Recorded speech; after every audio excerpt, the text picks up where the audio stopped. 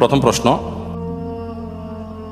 জেরিন প্রশ্ন করেছেন, নতুন বাংলাদেশে কি আশা রাখতে পারি? ইসলামী শিক্ষা ব্যবস্থা কায়েম হবে জেনারেলের পাশাপাশি?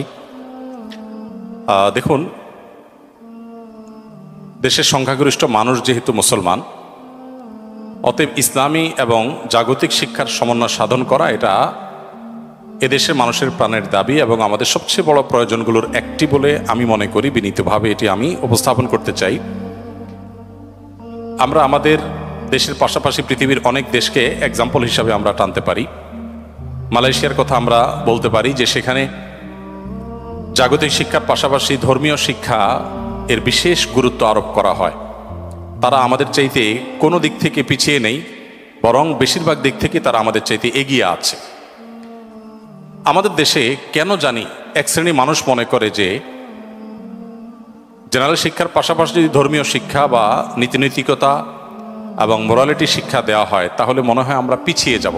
আমি বিনয়ের সাথে বলতে চাই, গত 50 বছর যাবৎ ইসলামকে পাশ কাটিয়ে আমরা এককভাবে জেনারেল শিক্ষাকে শুধুমাত্র বিশেষ গুরুত্ব দিয়ে ইসলামী শিক্ষাকে খুব সীমিত পরিসরের মধ্যে সীমাবদ্ধ রেখে আমরা এগিয়েছি। তাতে দেশ কতটা এগিয়েছে? বরং দেশের সংখ্যাগরিষ্ঠ মানুষের যে চিন্তা চেতনা আদর্শ, সেগুলো যদি তাদেরকে শেখার সুযোগ করে দেওয়া হয়, সেগুলোকে যদি দূর করা না হয়, সাধারণ মানুষের বিপুল অংশের আস্থা অর্জন করা সম্ভব এবং দেশকে আরও বেশি এগিয়ে নেওয়া সম্ভব। আমাদের শিক্ষিত হওয়ার চাইতে মানুষ হওয়াটা অনেক বেশি গুরুত্বপূর্ণ। আর ভালো মানুষ হওয়ার জন্য ধর্মীয় যে শিক্ষা রয়েছে, আদর্শ রয়েছে, এটার কোনো বিকল্প পথ আমাদের সামনে খোলা নাই। সেজন্য সময়ের অপরিহার্য প্রয়োজন এবং দেশের বেশিরভাগ মানুষই, আমরা জানি প্রত্যেকটা মানুষ, যতজন মুসলমান দেশে আছে প্রত্যেকটা মানুষই প্রায়, হাতে গোনা কিছু মানুষ হয়তো বাদ পড়বে, নিজের সন্তানকে ধর্মীয় শিক্ষা দেওয়ার জন্য তাকে নিজস্ব অ্যারেঞ্জমেন্ট করতে হয়। কেন আমাদের মূল কারিকুলামের মধ্যে তার প্রয়োজনীয় ধর্মীয় শিক্ষার ব্যবস্থা থাকবে না? যদি থাকতো তাহলে তাকে আলাদা অ্যারেঞ্জমেন্ট করতে হতো না। দেশের নাগরিকরা যেটা চায় সেটা যদি পূরণ করা না হয় তাহলে সেটা তো গণের আকাঙ্ক্ষার পূরণ হলো না। তো এই জায়গা থেকে আমার মনে হয় যে নতুন বাংলাদেশে অন্তত এই জায়গাটাতে আমাদের দায়িত্বশীল কর্তৃপক্ষ যারা আছেন তাদের কাছে বিনীতভাবে আহ্বান রাখতে চাই, তারা যেন বিশেষভাবে নজর দেন যে সাধারণ মানুষের সন্তানদের ধর্মীয় শিক্ষার জন্য তাদের আলাদা আলাদা নিজস্ব অ্যারেঞ্জমেন্টের জন্য প্রয়োজন না হয় এবং আমাদের জাগতিক শিক্ষার সাথে সাথে তাদের নীতিনৈতিকতা শিক্ষা, আদর্শের শিক্ষা যদি থাকে তাহলে কিসের গ্যাংয়ের মতো যে অভিশাপ সেটা আমাদেরকে বইয়ে বেড়াতে হবে না। আমাদের জাগতিক শিক্ষার সাথে যদি দিনী শিক্ষার সমন্বয় থাকে, সংযোগ থাকে, তাহলে আমাদের সন্তানরা বকে যাবে না। মাদ্রাসা শিক্ষার্থীদের অনেক কাজের সমালোচনা আপনি করতে পারবেন, তাদের অনেক ত্রুটি বিচ্যুতির কথা, তাদের অনেক পিছিয়ে থাকার কথা আপনি বলতে পারবেন এবং সেই পিছিয়ে থাকাটা হয়তো জাগতিক শিক্ষার ক্ষেত্রে তাদের অগ্রসরতা না থাকার কারণে হয়তো অনেক জায়গায় আপনি প্রশ্ন তুলতে পারবেন। কিন্তু মাদ্রাসা শিক্ষার্থীদের মধ্যে আপনি কত পার্সেন্টকে দেখবেন যে তারা খুন খারাপি, মাদক, এই সমস্ত অন্যায় অপকর্মের সাথে জড়িয়ে আছে? তো সেই জন্য আমার কাছে মনে হয় যে নতুন বাংলাদেশে আপনার সাথে আমি পরিপূর্ণ একমত যে আমাদের আশা রাখতেই পারি, আমরা আশা করতেই পারি যে সাধারণ শিক্ষার পাশাপাশি ইসলামী শিক্ষা, প্রয়োজনীয় ইসলামী শিক্ষা আমাদের শিক্ষার্থীদেরকে দেওয়া হবে। এটা এদেশের আপামর মানুষের প্রাণের দাবি যে তার প্রমাণ এদেশের প্রায় শতভাগ মানুষ নিজের সন্তানকে জাগতিক শিক্ষার পাশাপাশি ধর্মীয় শিক্ষা দেওয়ার জন্য মক্তবে পাঠায়, আলাদা হুজুর রাখেন, নিজস্ব ব্যবস্থাপনা করার চেষ্টা করেন। এখান থেকে বোঝা যায় যে মানুষ আসলে কি চায়। তো মানুষের আকাঙ্ক্ষা, গণের আকাঙ্ক্ষা যদি পূরণ না হয় তো এর চেয়ে দুর্ভাগ্যজনক তো আর কিছু হতে পারে না। এরপরে প্রশ্ন করেছেন রাজিবুল হাসান, আপনি লিখেছেন, শিশু কিশোর ও যুবকদের জন্য দিনী পরিবেশ গড়ে তুলতে এলাকাভিত্তিক কি পদক্ষেপ গ্রহণ করতে পারি আমরা? আমি সৌদি আরবে 10টি বছর কাটিয়েছি। সেখানে ইসলামিক অ্যাফেয়ার্স মন্ত্রণালয়ের অধীনে প্রবাসী বাংলাদেশিদের দিনী বিষয়গুলোতে দিক নির্দেশনা দেওয়া, তাদেরকে বিভিন্নভাবে হেল্প করা, এটা আমার দায়িত্ব ছিল। সেখানে আমি দেখেছি সে দেশের প্রায় সব মসজিদে, হাতে গোনা কিছু মসজিদে হয়তো বাদ যাবে ছোটোখাটো, বেশিরভাগ বড় বড় মসজিদগুলোর সাথেই সমাজের তরুণদের জন্য নানা রকমের ক্লাবের ব্যবস্থা আছে। এই ক্লাবে তরুণরা আছে, তারা এসে এখানে সুস্থ সংস্কৃতি চর্চা করে, তারা সেখান থেকে নানা রকমের স্পোর্টস কম্পিটিশন, সাংস্কৃতিক অনুষ্ঠান এগুলো তারা করে। সমাজের তরুণদের যাওয়ার একটা জায়গা আছে, মসজিদই তাদেরকে সেই জায়গাটা করে দেয়, যার ফলে তারা বকে যায় না, নষ্ট হয়ে যায় না। দুঃখজনক, আমাদের দেশের তরুণদের জন্য মসজিদে সেরকম অ্যাক্সেস দেওয়া তো দূরের কথা, ছোট বাচ্চা কাচ্চা একটু জোরে আওয়াজ করলে অনেক মুরব্বীরা ধমক মেরে বসেন।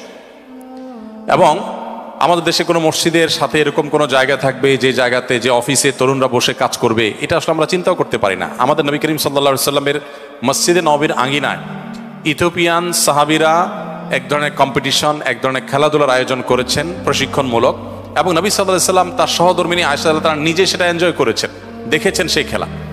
তো এখান থেকে বোঝা যায় নবী সাল্লাল্লাহু আলাইহি সাল্লাম তরুণদেরকে মসজিদে তাদের আনন্দ, তাদের বিনোদন, তাদের সাংস্কৃতিক প্রতিযোগিতা এবং শরিয়া সম্মত যে সমস্ত কম্পিটিশন করা যায় মসজিদের আঙ্গিনায়, মসজিদের মাঠে, সেগুলো তারা সুযোগ দিতেন। আজকাল আমাদের কোনো মসজিদের মাঠে তরুণরা যদি কোনো শরিয়ার সীমানার মধ্যে থেকে কোনো খেলাধুলার আয়োজন করে, মুরব্বীরা তো বোধহয় ঠ্যাঙে একটাও আস্ত রাখবে না ছেলেদের।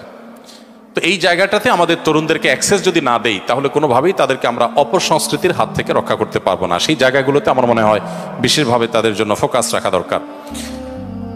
এরপর প্রশ্ন করেছেন সুমাইয়া সুলতান, আপনি লিখেছেন, আগে কোরআনের অনেক সূরা মুখস্থ ছিল, কিন্তু আস্তে আস্তে এগুলো চর্চার অভাবে ভুলে গেছি, এতে কি আমার গুনাহ হবে? হ্যাঁ, আপনারা বিশেষ করে বিশ্ববিদ্যালয় পড়ুয়া অনেক ভাই বোনরা আছেন যারা একসময় কোরআনে কারিমের 2-4 পারা মুখস্থ করেছেন। অনেক হাফেজ আছেন, দুর্ভাগ্যজনকভাবে তারা এই পরিবেশে আসার পর আপনাদের কোরআনকে আপনারা ভুলে গেছেন। নবী করিম সাল্লাল্লাহু আলাইহি সাল্লাম বলেছেন, আমার কাছে বান্দার যত পাপ আছে, যত অপরাধ আছে, এগুলো সব উপস্থাপন করা হয়েছে। কোনটার আকার কেমন, কোনটার ভয়াবহতা কত, ডেপথ কতটা, এটা আমার সামনে এমনভাবে উপস্থাপন করা হয়েছে যে আমি অনুমান করতে পারছি, বুঝতে পারছিলাম যে কোনটা কতটা ভয়াবহ, কোনটার মাত্রা কত বেশি।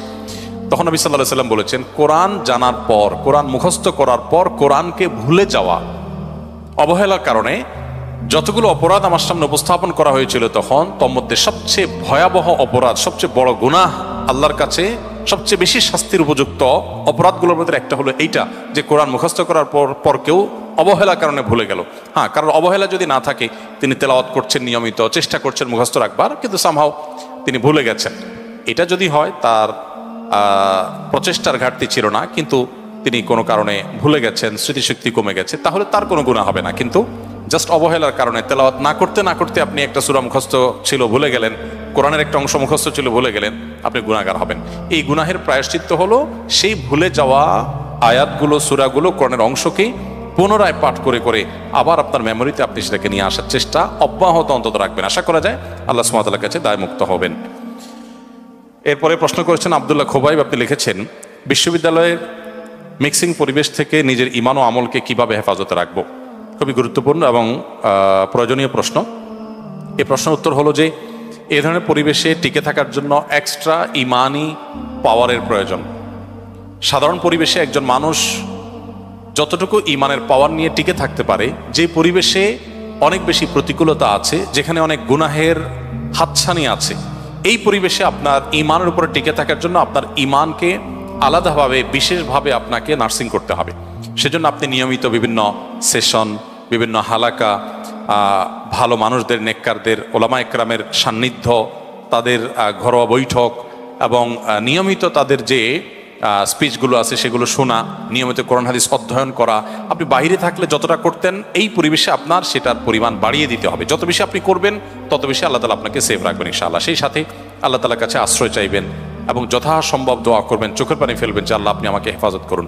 মনে রাখবেন, আপনি আপনার ক্যারিয়ারকে গড়ে তোলার জন্য চেষ্টা করছেন, ভালো কথা, কিন্তু সেটা করতে গিয়ে যদি আপনার ইমান, আপনার আমল, আপনার তাকওয়া, আপনার চরিত্র, এগুলো যদি আপনি ধ্বংস করে ফেলেন, তাহলে এটা আপনার ব্যাড ইনভেস্ট হলো। যা ইনভেস্ট করলেন, যা প্রাপ্তি হলো, তার চাইতে লস আপনার বেশি হলো। এই জন্য আলাদা করে এই বিষয়টিতে আমাদের মনোযোগ দিতে হবে। বিশেষভাবে বারবার ইমানকে নবায়ন করার জন্য বিভিন্ন আয়োজনের সাথে ইনভলভ থাকতে হবে, তাহলে দিন শেষে ইনশাল্লাহ সহজ হবে। আদনান আলম প্রান্ত, আপনি লিখেছেন, বিয়ের প্রস্তুতি হিসাবে আমি উপার্জন শুরু করেছি, কিন্তু বাবা মাকে রাজি করাতে পারছি না, আমি কি করব? আমি বলেছি না একটু আগে, দেখেন খুব মায়া হয় এই সমস্ত তরুণদের এই সমস্ত প্রশ্ন পড়ে আমার। আসলেই বাবা মাকে রাজি করাতে পারছেন না, বাবা মাকে রাজি করানোর জন্য আমি আপনাকে একটা বুদ্ধি দেই, খুব সহজ। সেটা হলো, আমি সহ আরো বিভিন্ন আলেমদের যথাসময়ে সন্তান উপযুক্ত হওয়ার সাথে সাথে তাকে বিবাহ দেওয়ার যে ফজিলত, মর্যাদা, গুরুত্ব, এই সংক্রান্ত যে সমস্ত বক্তব্য আমাদের আছে, এই বক্তব্যগুলো ইউটিউবে ছেড়ে ওয়াশরুমে চলে যাবেন, টয়লেটে চলে যাবেন। এবং এই বুদ্ধিটা এক তরুণ নিজে আমাকে দিয়েছেন। আমাকে এক তরুণ বললেন যে, ভাই, আব্বু আম্মুকে বহুভাবে ইশারা ইঙ্গিতে বলি, কোনোভাবে তারা কান দেয় না, কথা শোনে না, পাত্তা দেয় না, আর ডাইরেক্ট বলতেও পারি না। তো পরে এই বিষয়ে আপনার একটা বক্তব্যের লিঙ্ক পেয়েছি, ওইটা খুলে ফুল ভলিউম দিয়ে জাস্ট চালাই দিয়ে আমি চলে গেছি ওয়াশরুমে। এই ফাঁকে আব্বু আম্মু শুনছেন, ওনার ফলাফল কি হয়েছে সেটা আমি জানি না, বেচারা কপালে বিয়ে জুটেছে কি জুটেনি সেটা আমি জানি না, তবে চেষ্টা করেছেন তরুণ, এবং বুদ্ধিটা আমার কাছে বেশ ভারী পছন্দ হয়েছে, সেজন্য আপনাদের সাথে শেয়ার করলাম। আর এর বাইরে ওই যে বললাম যে এক রেস্টুরেন্টে এক যুবক তার বাবাকে হাত ধরে আমার কাছে নিয়ে আসছে, এতটা ফ্রি যদি হন আর কোনো জায়গায় নিয়ে আসতে পারেন আমার অফিসে আফতাবনগরে, ইনশাআল্লাহ আমি সময় দেবো, আল্লাহ চাহেন তো ইনশাআল্লাহ। তবে আমাদের অভিভাবকদের এই জিনিসটা খেয়াল করা উচিত, আমাদের সন্তানদের বিয়ের উপযুক্ত হওয়ার পর তাদের বিবাহ দেওয়ার জন্য যথেষ্ট আন্তরিক হওয়া উচিত, এবং সেক্ষেত্রে সন্তানদেরও কর্তব্য আছে। আমি অবশ্য অন্য অন্য জায়গায় বলি যে বিবাহের জন্য শুধু আমার কাছে চিরকুট ধরা দিলে হবে না, বিবাহের জন্য আপনি উপার্জন শুরু করে দেন, টাকা পয়সা কামানো শুরু করে দেন। টাকা পয়সা যখন হতে থাকবে তখন বিয়ের জন্য মেয়ের বাবাদের কাছে ধর্ণা দেওয়া লাগবে না, মেয়ের বাবারা আপনার পিছ পিছ ঘুরবে। অতএব শুধুমাত্র বাবার দিকে চায়া থাকবেন, কেমন কথা। যুবক মানুষ, আপনি যে উপার্জন করেন আপনি নিজে কামাই করার চেষ্টা করেন, নিজের পায়ে নিজে দাঁড়ান, যাতে করে বিবাহ করে স্ত্রীর ভরণ পোষণের ব্যবস্থা মিনিমাম ব্যবস্থাপনা আপনি করতে পারেন। অবশ্য প্রশ্নকর্তা বলেছেন যে প্রস্তুতি হিসাবে তিনি উপার্জন শুরু করেছেন, আহারে বেচারা, তারপরও বাবা মা বিয়ে দিচ্ছেন না। আল্লাহ তালা তার এই পাষাণ বাবা মাকে, দিলটাকে আল্লাহ তালা নরম করে দিন, আমরা দোয়া করি। আল্লাহ তালা এই যুবকের বিয়ের ব্যবস্থা করে দিন, আমরা দোয়া করি। আর যতদিন ব্যবস্থা হচ্ছে না, আমিনের যে ভলিউম মাশাআল্লাহ, আপনাদের অসহায়ত্ব এখান থেকে পরিষ্কারভাবে ফুটে উঠছে। আল্লাহ রাব্বুল আলামিন আমাদের সবার চরিত্রগুলোকে হেফাজতে রাখার তৌফিক দান করুন। একজন মুসলমানের কাছে তার চরিত্রের চাইতে আসলে কোনো কিছুই দামি বা মূল্যবান হতে পারে না। চেষ্টা আমাদের থাকতে হবে, যতদিন পর্যন্ত ব্যবস্থা না হচ্ছে ততদিন পর্যন্ত আমরা নিজেদেরকে নিয়ন্ত্রণ করতে হবে। মনে রাখবেন, যে যুবক নিজেকে নিয়ন্ত্রণ করতে পারে না সে নিজেকে কখনো ভালো মুসলমান দাবি করতে পারে না। মানুষ দুই প্রকার, একটা হলো ঢিলা মানুষ, আর একটা হলো টাইট মানুষ, নিজেকে কন্ট্রোল করতে পারে। ঢিলা মানুষ হলো যেখানে সেখানে সে দুর্বল, কাত হয়ে পড়ে, চিত হয়ে পড়ে, দুর্বল হয়ে পড়ে, যে কোনো জায়গায় হারাম সম্পর্কে, অবৈধ সম্পর্কে সে জড়িয়ে পড়ে, কোনো কিছু দেখেছে সে ঠিক থাকতে পারে না। আর শক্তিশালী যুবক, পাওয়ারফুল যুবক, স্ট্রং যুবক হলো যে যুবক অন্যায় এবং হারাম দেখার পর নিজেকে নিয়ন্ত্রণ করে, কন্ট্রোল করতে পারে। এই কন্ট্রোল করা মানুষটা হলো সুস্থ মানুষ।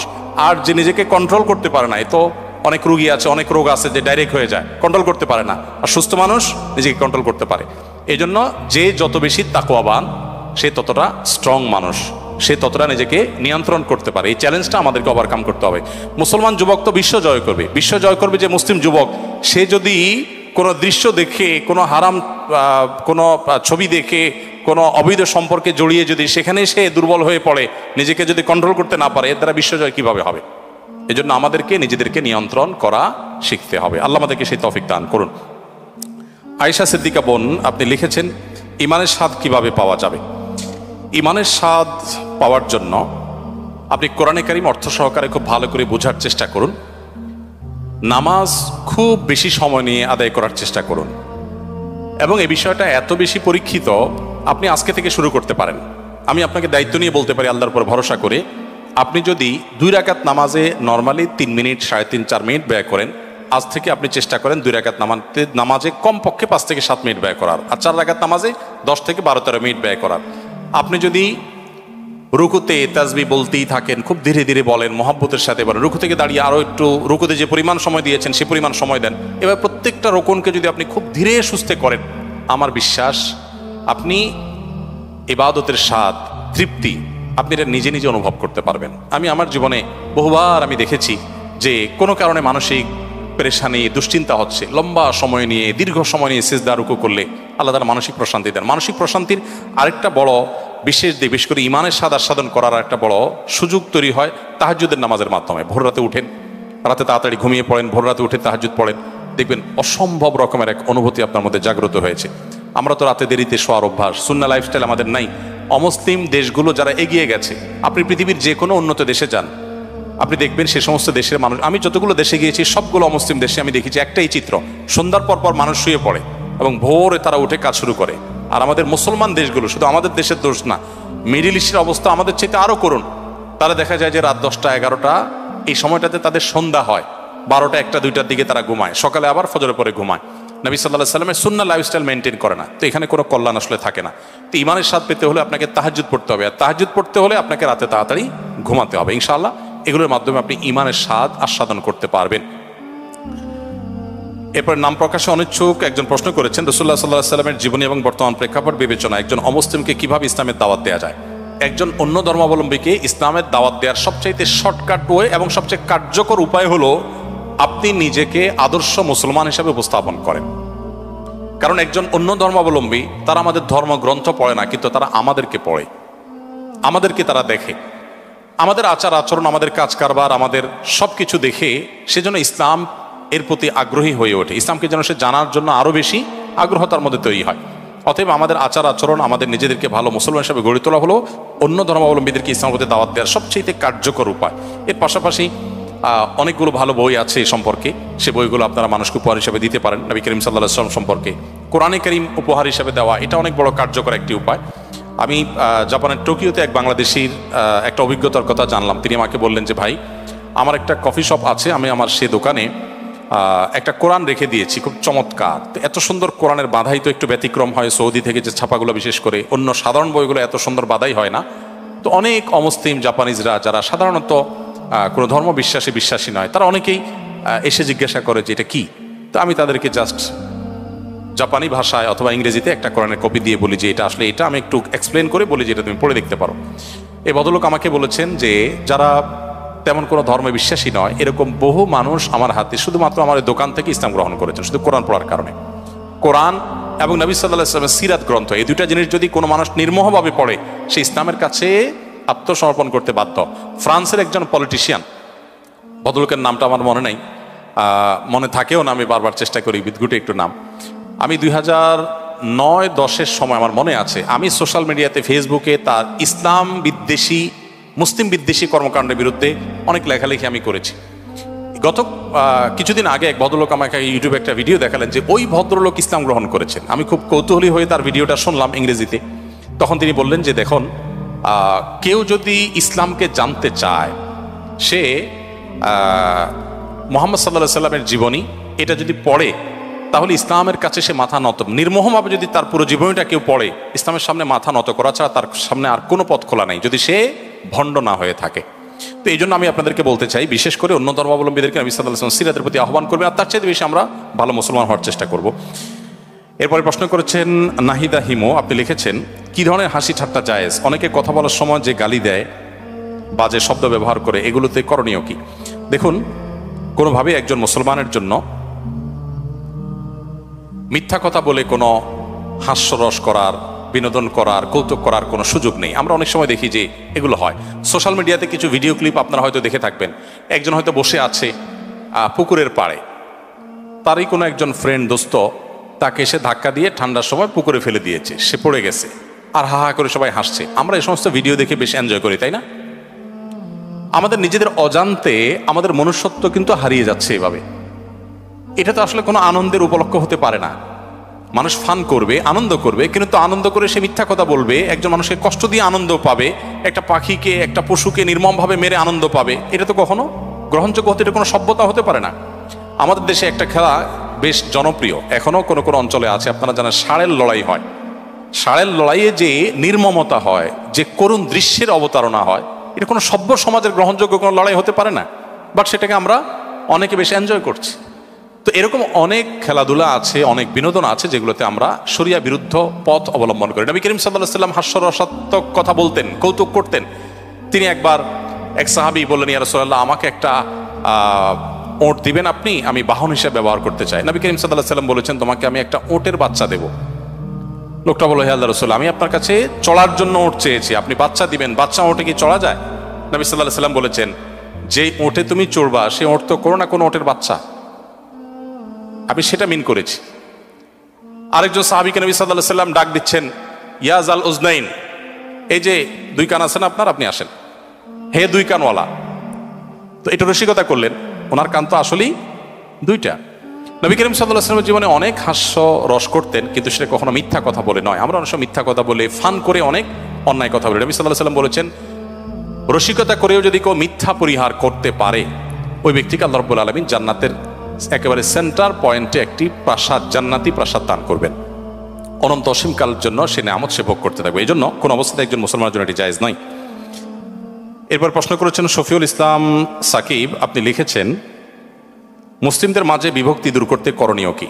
মুসলিমদের মধ্যকার বিভক্তি দূর করার জন্য আর কিছু না পারেন একটি কাজ করেন। ডক্টর আব্দুল্লাহ জাহাঙ্গীর রহমতুল্লাহ আলাইহি বলতেন যে আল্লাহ আমাকে এত পাওয়ার দেন নাই যে বহুদা বিভক্ত মুসলমানদেরকে আমি এক করে ফেলবো, এত পাওয়ার আমার হাতে নাই। যদি থাকতো আমি জোর করে হলো তাদেরকে একসাথে বসাতাম, এক করতাম, এক হতে বাধ্য করতাম। যেহেতু পাওয়ার নাই, আমি একটা কাজ করতে পারি, সেটা হলো বহুদা বিভক্ত মুসলমানদের মধ্যে নতুন কোনো বিভক্তি যেন না হয়, আমি সেজন্য চেষ্টা করি। স্যারের এই কথাটাকে আমি আমল করার চেষ্টা করি। পারতপক্ষে সজ্ঞানে কারোর নাম ধরে খোঁচাখুচি করা, কারোর বিরুদ্ধে বিষোদ্গার করা, পাবলিকলি কিংবা ঘরোয়া মজলিসে, এই জিনিসগুলো যেন আমার দ্বারা না হয়, আমি সে ব্যাপারে খুব বেশি সচেষ্ট থাকি। আমি আপনাদেরকে উদাত্ত আহ্বান রাখতে চাই, বিশেষ করে আপনারা যারা সাধারণ শিক্ষিত ভাইয়েরা বোনেরা আছেন, আল্লাহর ওয়াস্তে ইসলামের কোনো একটা সেক্টর বা কোনো একটা গ্রুপ আপনি পছন্দ করেন, কোনো আলিমকে আপনি পছন্দ করেন, কোনো স্কলারকে আপনি পছন্দ করেন, তার অনুসারী হয়ে পাল্টা আরেকজন হুজুর, আরেকজন আলেমের গোষ্ঠী উদ্ধার করার জন্য নামবেন না। আপনারা অনেকে দেখবেন যে এটাকে সওয়াবের কাজ মনে করে যে এক হুজুরের পক্ষ হয়ে আরেক হুজুরের গোষ্ঠী উদ্ধার করলে বোধহয় বিপুল পরিমাণ সওয়াব আমার আমলনামায় লেখা হবে। কিয়ামতের ময়দানে এই লোক যখন দেখবে যে সওয়াবের জায়গায় সব গুনাহ লেখা হয়েছে, তখন তার আফসোসের কোনো শেষ থাকবে না। এজন্য ভাই, আমি আপনাদেরকে বিনীতভাবে বলতে চাই, আল্লাহর ওয়াস্তে মুসলমানদের মধ্যকার দূরত্বগুলোকে কমাবার জন্য কখনো দূরত্ব বাড়ে সেরকম কোনো পদক্ষেপ নেবেন না, সেরকম কোনো কথা বলবেন না। সমালোচনা করতে হলে নবী সাল্লাল্লাহু আলাইহি ওয়াসাল্লামের সুন্নাহ অনুসরণ করে করবেন। তিনি নাম ধরে সমালোচনা সচরাচর কোনো পাবলিক প্রোগ্রামে সাধারণত করতেন না। এমনভাবে করতেন যে কারোর কোনো মানহানি না হয়, অসম্মান না হয়। আজকাল দুঃখজনক, আমরা অনেক মুসলমানরা ইসলামের কাজ মনে করে সেই কাজটি করে যাচ্ছি এবং ইসলামের প্রতি মানুষকে আরো আমরা বীতশ্রদ্ধ করছি। শফিউল ইসলাম সাকিব আপনি লিখেছেন, তওবা কবুল হয়েছে কিনা বুঝবো কিভাবে, এটার উপায় আছে কিনা? বোঝার আসলে সুনির্দিষ্ট কোনো উপায় নাই। তবে তওবা করার পর যদি আপনার অন্তরটা বিগলিত হয়, অনুতপ্ত হয়, চোখের পানি পড়ে এবং ওই পাপ থেকে আপনি ফিরে আসার সুযোগ পান, কিছু সময় আপনি ফিরে থাকেন, তাহলে আপনি আল্লাহর প্রতি সুধারণা করতে পারেন, হয়তো আপনার তওবা কবুল হয়েছে। মেজবা লিখেছেন, ফেসবুক রাজনৈতিক দলের কেউ পূর্বে নির্যাতন করত, তাদের বিরুদ্ধে নাম ধরে ফেসবুকে লেখালেখি করলে গীবত হবে কিনা? যদি আপনার এই লেখালেখিটা হয় তাকে বিচার মুখোমুখি করবার জন্য, তার অন্যায় অনাচারগুলোকে তুলে ধরে যেন তার শাস্তি হয় সেটি নিশ্চিত করা যায়, সেজন্য আপনি যদি লেখালেখি করেন, সে অধিকার আপনার আছে। আল্লাহ সুবহানাহু ওয়া তাআলা কোরআনে কারীমের 6 নম্বর পারার প্রথম আয়াতে বলেছেন, লা ইউহিব্বুল্লাহুল জাহরা বিস-সুই ইল্লা মিনাল কাওলি ইল্লা মান যুলিম। কোনো মন্দ কথার প্রসার আল্লাহ পছন্দ করেন না, তবে যিনি নির্যাতিত, যিনি মাজলুম, তার জুলুমের কথা সে মানুষকে বলার অধিকার তার আছে। এরপরে তানজিনা আপনি লিখেছেন,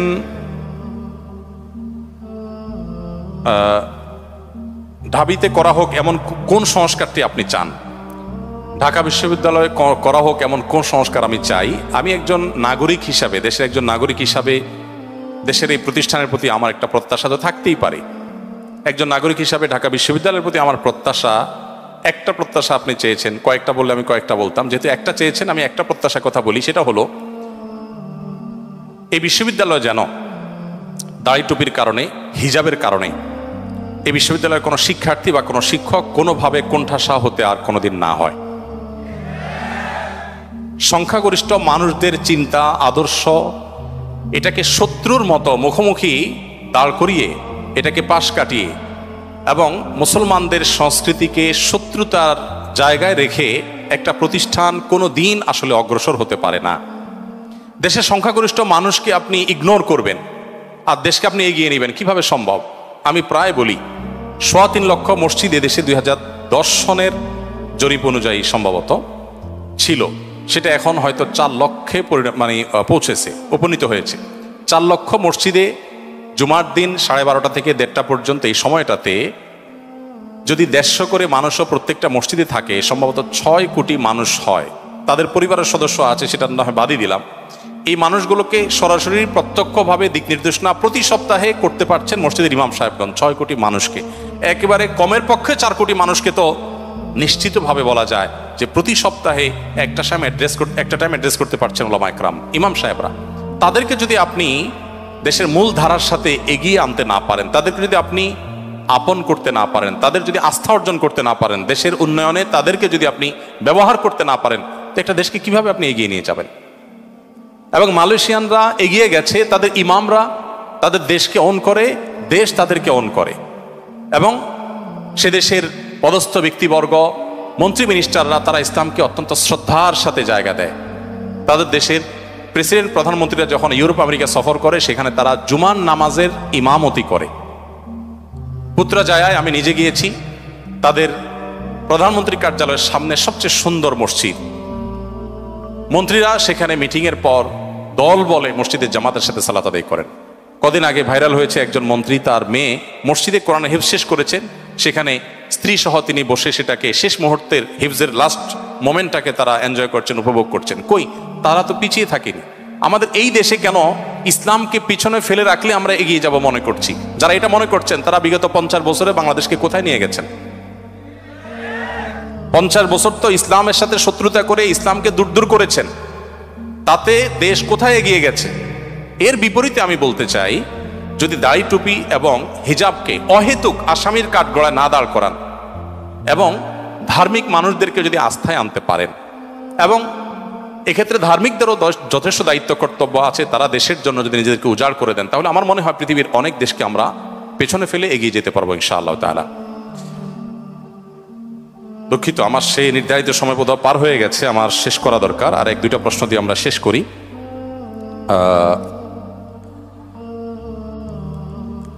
তানজিলা একাই অনেক প্রশ্ন করেছেন, আপনার প্রশ্ন এতগুলো উত্তর দেব না, একটা দিয়েছি, আমার মনে হয় এটাই থাকুক। এরপরে আমি সব প্রশ্ন মেয়েরা দখল করে আছে, ছেলেদের প্রশ্নই নেই। আলোচনা মেয়েদের পক্ষে গেল, এখন প্রশ্ন উত্তর যদি তাদের পক্ষে যায় তো মুসিবত হবে। বৈষম্য হয়, এই বৈষম্য তো দূর করা দরকার। কি করব বলেন? আল্লাহ সুবহানাহু ওয়া তাআলা তাদেরকে এত অ্যাক্সেস, এত সুযোগ, এত কিছু দিয়েছেন। কেন দিয়েছেন? ওই যে একসময় মানুষ হয়তো ইসলামের এক হাত নিবে, আল্লাহ সুবহানাহু ওয়া তাআলা তাদেরকে বেশি দিয়ে রেখেছেন সেজন্য। যাই হোক, আনিসুর রহমান আপনি লিখেছেন, হলে না জানিয়ে অনেকে ব্যক্তিগত জিনিস ব্যবহার করে থাকেন, বিশেষ করে পানি খেয়ে ফেলেন, এর বিধান কি? এটা শুধু হলে হয় তা না, মসজিদে পর্যন্ত আপনি দেখবেন একজনের সুন্দর একটা শু পরে আসছেন, তিনি নিজের শুটা খুলে রেখে আরেকজনের এক জোড়া স্যান্ডেল এটা দিব্যি পায়ে দিয়ে তিনি টনটন করে হেঁটে চলে যাচ্ছেন, উজু করে ভিজায় ওইটাকে তারপর রেখে চলে যাচ্ছেন। এগুলো হয় কি হয় না? এটা কোনো দায়িত্বশীল মুসলমানের কাজ না। এই ছোট ছোট বিষয়গুলো আমাদের কাছে মনে হতে পারে খুব তুচ্ছ জিনিস। আল্লাহ সুবহানাহু ওয়া তাআলা বলেছেন, তাহসাবুনাহু হাইয়িনা ওয়া হুয়া ইনদাল্লাহি আযীম। তোমরা মনে করো এগুলো খুব তুচ্ছ বিষয়, আল্লাহর কাছে এগুলো অনেক বড় ব্যাপার। এজন্য অনুমতি ছাড়া কারোর পানি পান করে ফেলা, কারো কোনো জিনিস নিয়ে ফেলা, হলে যেরকম হয় বাইরে হয়, এই কাজগুলো হওয়া উচিত না। একজন দায়িত্বশীল মুসলমান তিনি অনুমতি নিয়ে তারপরে কারো কোনো জিনিস ব্যবহার করবেন। তবে সেই সাথে যার জিনিসের ব্যবহারের অনুমতি চাওয়া হচ্ছে তিনিও তুচ্ছ বা ছোটখাটো জিনিসকে দিতে অপারগতা প্রকাশ করবেন না, কারণ আল্লাহ সুবহানাহু ওয়া তাআলা সে ব্যাপারেও ভর্ৎসনা করেছেন সূরায়ে ওয়াইলুল লিকুল্লি হুমাযাতিল লুমাযা এখানে। তো এই জন্য আমাদেরকে অনুমতি নিয়ে আরেকজনের জিনিসটাকে ব্যবহার করতে হবে, না হলে সেক্ষেত্রে আমরা গুনাহগার হব। শাহরিয়ার প্রশ্ন করেছেন, ইসলামী শাসন কায়েমের জন্য আমাদের করণীয় কি? সংখ্যাগরিষ্ঠ মানুষ মুসলিম হয়ে আমরা খেলাফত চাইতে অসুবিধা কি? কোনো অসুবিধা থাকার কথা না, থাকা উচিত না। যদি সংখ্যাগরিষ্ঠ সংখ্যালঘু সব ধর্মের মানুষ যার যার কথা বলতে না পারে, তাহলে আমাদের এই স্বাধীনতা দিয়ে আমরা কি করব? যে স্বাধীনতা আমাদেরকে কথা বলতে দেয় না, সেটা আবার কেমন স্বাধীনতা? একজন মুসলমান তো তার চাওয়া, তার পাওয়া, তার প্রত্যাশা কথা বলতেই পারেন এবং বলতে পারা উচিত। আলহামদুলিল্লাহ, সেরকম একটা পরিবেশ আল্লাহ তাআলা আমাদেরকে উপহার দিয়েছেন। এর জন্য যাদের অবদান, যাদের আত্মত্যাগ রয়েছে, আমরা অন্তঃস্থল থেকে তাদের জন্য দোয়া করি, আল্লাহ রাব্বুল আলামিন তাদের সবাইকের জন্য সর্বোত্তম বিনিময় দান করুন। এবং অবশ্যই আমাদের শরিয়ার সৌন্দর্যকে উপস্থাপন করা দরকার। শরিয়ার সৌন্দর্যের গুরুত্ব, শরিয়ার অনুসরণের গুরুত্ব, এটা আমাদের জানানো উচিত। সংখ্যাগরিষ্ঠ মুসলমানরা কি দিয়ে শাসিত হতে চায় এ সম্পর্কে সংখ্যাগরিষ্ঠ মুসলমানদের মতামত জানা উচিত, জানার ব্যবস্থা থাকা দরকার। এবং এ ব্যাপারে আমাদের কোনো হেজিটেশন থাকা উচিত নয়। তাদের সে অধিকার তারা পাচ্ছেন এবং ভবিষ্যতে পাবেন বলে আমরা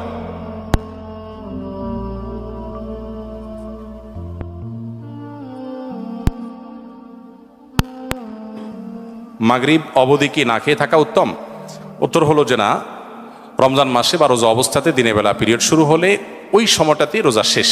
অতএব এরপর আর না খেয়ে থাকার কোনো মানে নাই, বা ওইটা রোজা হিসাবে বাকি অংশকে পরিপূর্ণ, যে অল্প একটু সময় আছে পরিপূর্ণ করি, এটা জায়েজ হবে না, বরং গুনাহ হবে। আপনি কিছু খান কিংবা না খান, আপনার রোজা শেষ হয়েছে, ভঙ্গ হয়েছে, সেটি আপনাকে ধরে নিতে হবে। শেষ প্রশ্নের উত্তর দেই। শাকিল হোসেন আপনি লিখেছেন, আমি অনেক জায়গায় শুনেছি রিজিক পূর্বে নির্ধারিত, আমার কাজ না করলেও যা পাবার তা পাবো কিনা? এই ভদ্রলোক সম্ভবত আমার মতো অলস প্রকৃতির মানুষ। তিনি চাচ্ছেন যে আল্লাহ যেহেতু রিজিক নির্ধারিত করে রাখছেন, তাহলে এত কষ্ট করে লাভ কি, শুয়ে থাকি। অনেক যুবক আছেন আমাদের কাছে প্রশ্ন দেন, দিয়ে বলেন, ভাই এমন কোনো আমল বলে দেন যে আমল করলে আল্লাহ তাআলার কাছ থেকে আমি বিপুল পরিমাণ টাকা পয়সা পাবো, আমার আর কিচ্ছু করতে হবে না, এত হ্যাসেল নিতে চাই না। অনেকে একটা নির্দিষ্ট অ্যামাউন্টের কথা বলে দেন যে আল্লাহ তোমার কাছে বেশি চাই না, এই লাখ দশেক টাকা দিলে আমার চলবে। আল্লাহ সুবহানাহু ওয়া তাআলাকে বাজেট ঠিক করে দেয়। তো এগুলো ভুল। দোয়ার মধ্যে যদি এরকম ভুলভাল দোয়া করি তাহলে তার পরিণতিও খুব ভুলভাল হবে। আপনারা অনেক গল্প ঘটনা এই সংক্রান্ত জানেন, আমি আর সেদিকে যে সময় নষ্ট করতে চাই না। আপনি অলস হয়ে শুয়ে থেকে যদি রিজিক চান তো মনে রাখবেন এটা কোনো মুসলিমের প্রত্যাশা হতে পারে না। আল্লাহ সুবহানাহু ওয়া তাআলা বলেছেন, ফাইদা কুদিয়াতিস সালাহ ফান্তাশিরু ফিল আরদি ওয়াবতাগু মিন ফাদলিল্লাহ। নামাজ যখন শেষ হয় আল্লাহ বলেছেন মসজিদ থেকে বের হও, ছড়িয়ে পড়ো তোমার আল্লাহর জমিনে, এবং উপার্জন হালাল উপার্জনের জন্য বেরিয়ে পড়ো এবং হালাল উপার্জন আহরণ করে নিয়ে আসো। অতএব মুসলমান পরিশ্রম করবেন, উপার্জনের জন্য চেষ্টা করবেন, এটাই কিন্তু ইসলাম বলে। বিধায় সেই জায়গা থেকে একজন মুসলমান অলস হবে না। নবী সাল্লাল্লাহু আলাইহি ওয়াসাল্লাম দোয়া করেছেন, আল্লাহ আপনার কাছে অলসতা থেকে আমি পানা চাই। আমরা দোয়া করবো আল্লাহর কাছে।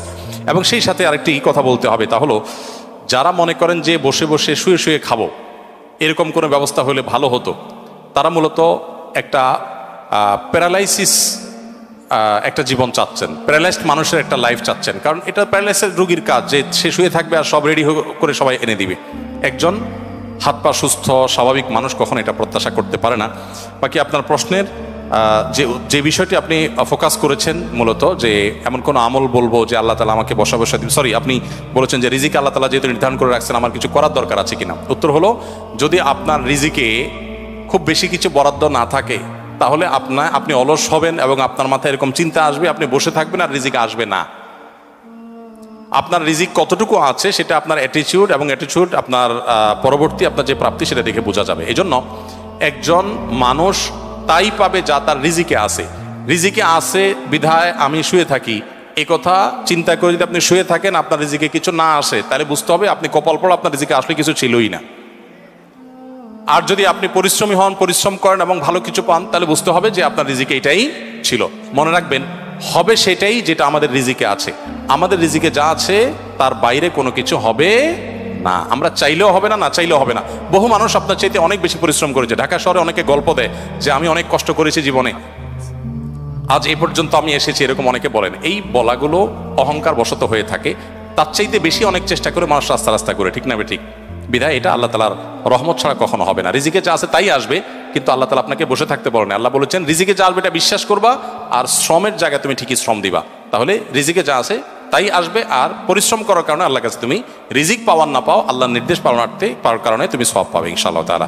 জাযাকুমুল্লাহ খাইর। আল্লাহ তাআলা আমাদের সবাইকে আমলের তৌফিক দান করুন।